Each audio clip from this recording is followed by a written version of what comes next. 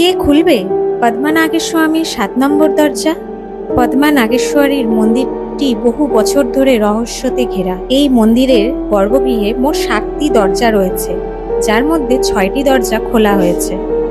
এখানে এত গ্রহরত্ন এবং সোনাদানা পাওয়া গেছে যে কেউ এর সম্পর্কে ভাবতেও পারবে না। মন্দিরের ৬ নম্বর দরজা খোলার পর যে ৭ নম্বর দরজা খুলতে যায় তারই হয় রহস্যজনকভাবে মৃত্যু।